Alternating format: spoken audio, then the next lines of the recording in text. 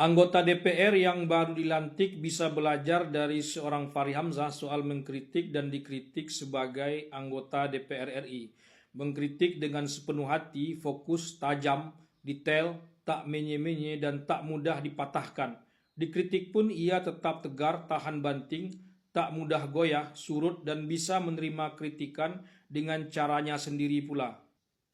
Hal itu kiranya diakui oleh banyak pihak, tak hanya sekedar diakui tapi juga orang salut dan hormat, baik lawan maupun kawan. Karena Fachri Hamzah mengkritik dengan pengetahuan, pakai argumen yang solid, data-data, dan menerima kritikan dengan rasa tak sekedar logika, juga pakai spiritualitas yang mendalam. Nabi saja dikritik apalagi kita yang bukan siapa-siapa, kata Fachri suatu saat.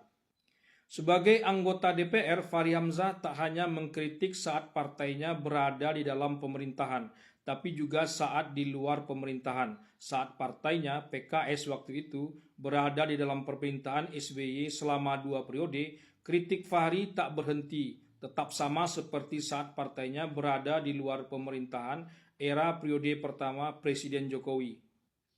Akibat kritik keras Fachri terhadap pemerintahan SBY, konon diklaim kebanyakan elit PKS, mengakibatkan Presiden PKS waktu itu Lutfi Hasan Ishak ditangkap oleh KPK dalam kasus suap impor daging sapi. Klaim sepihak ini dibantah langsung oleh orang dekat SBY Andi Alfian Malarangeng bahwa klaim itu tidak benar. Dua peristiwa itu sama sekali tak berkaitan. Fachri sendiri mengatakan bahwa kritikannya yang tajam pada era SBY justru dipuji langsung oleh SBY untuk terus dilakukan dan dipertahankan. Bagaimana ceritanya kritikannya itu mengakibatkan presiden partainya waktu itu ditangkap. Kalaupun benar, ya salah sendiri mengapa melakukan tindakan yang koruptif yang seperti itu.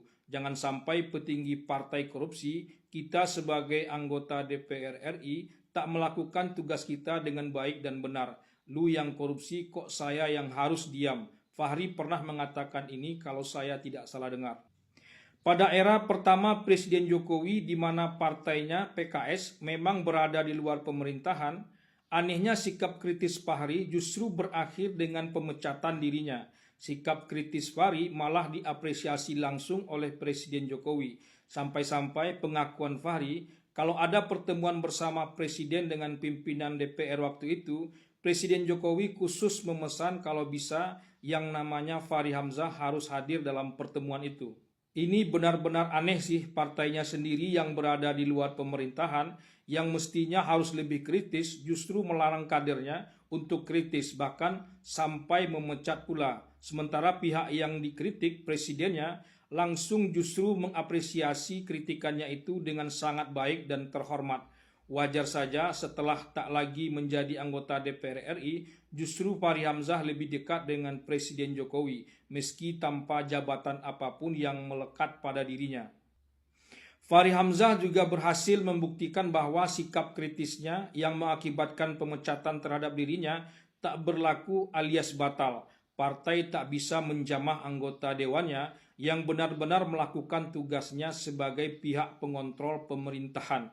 Ini angin surga bagi anggota DPR RI yang sekarang yang ingin melaksanakan tugasnya dengan baik dan benar.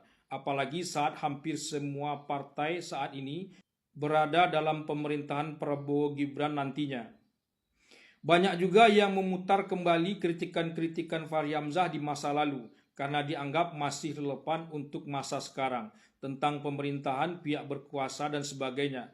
Kritikannya banyak yang terbukti karena ia kerap berpikir atau melihat segala sesuatunya dengan kacamata sistem yang menyeluruh bukan peristiwa-peristiwa yang parsial. Ini bukti juga bahwa sebetulnya kita belum terlalu jauh bergerak ke depan, masih di situ-situ saja.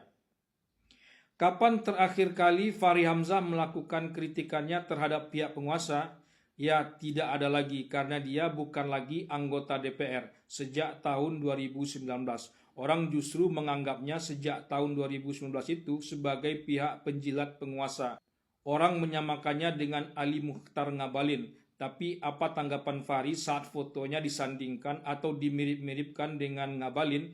Ngabalin jauh lebih baik dari saya. Bisa jadi dia lebih dulu masuk surga daripada saya. Begitulah kalau ingin belajar mengkritik dan dikritik dari seorang Fahri Hamzah.